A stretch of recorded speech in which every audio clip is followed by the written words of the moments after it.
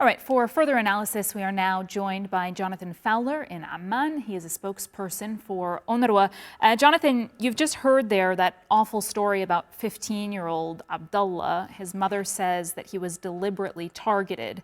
Do you share the belief that children are being deliberately targeted?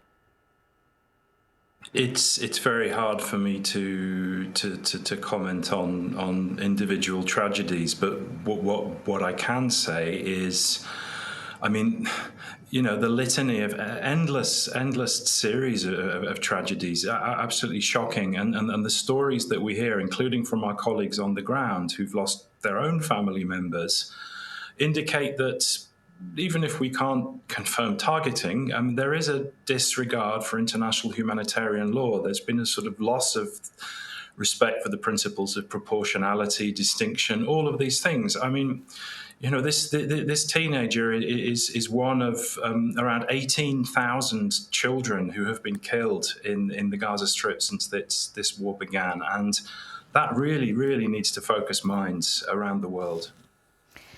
And we are not only seeing people die by bombs and by gunfire, we are also increasingly seeing people die by starvation. UNRWA is, of course, and has long been, a very large part of the fabric of Palestinian society. I wonder what tools you guys have used or attempted to use to get the people of Gaza fed. We sadly are banned as a United Nations organization from bringing any aid into the Gaza Strip. That has been the case since the beginning of March. This is a conscious policy choice by the Israeli authorities to do this.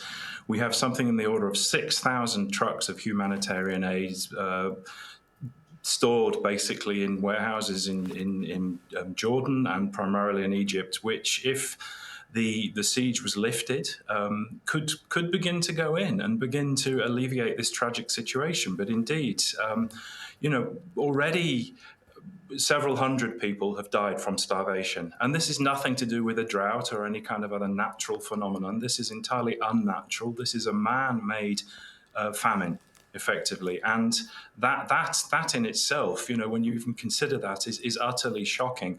We continue to work on the ground. We're continuing to provide medical aid, 14,000 people a day go through our clinics. That's one of the reasons why we have such a lock on the data of what's happening with malnutrition, because we are the main part of the United Nations system that's screening children for malnutrition.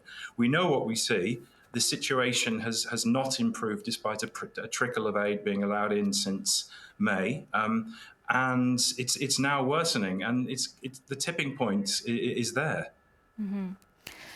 Jonathan, you talk about the situation in Gaza, and we know that across the Middle East, where you guys, as I say, are really a large part of the fabric of Palestinian societies, be it in Palestine, be it in Lebanon, Jordan, etc. Can you discuss some of the challenges that you have faced across the region in the last 2 years? Indeed. I mean, one of the things, if we'd been having this conversation in September 2023, for example, we would have been talking primarily about the West Bank, because the spike in violence in the West Bank was the greatest that had been seen in many years. Now, of course, Gaza has overshadowed, by definition, what's been going on in other parts of the region, but the situation in the West Bank is stark now. It's the biggest level of displacement since 1967, something in the order of 30,000 people expelled from camps in the north of the West Bank, which are gradually being bulldozed by Israeli security forces. So an attempt to change the demographics on the ground. And of course, forcible expulsion it's a breach of international humanitarian law in the same way as intentional starvation is. So the West Bank is a huge area of concern. Restrictions on operations, of course, in the West Bank. And then, because of the overall crises that we're dealing with, of course, our finances are incredibly constrained. We have seen our budgets being reduced by some donor governments.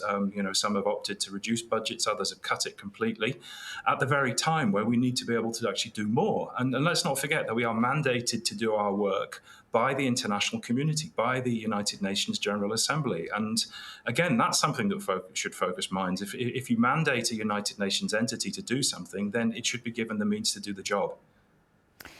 Mr. Fowler, I want to thank you so much for your time and also use what you have said about the situation in the West Bank to continue to our next story.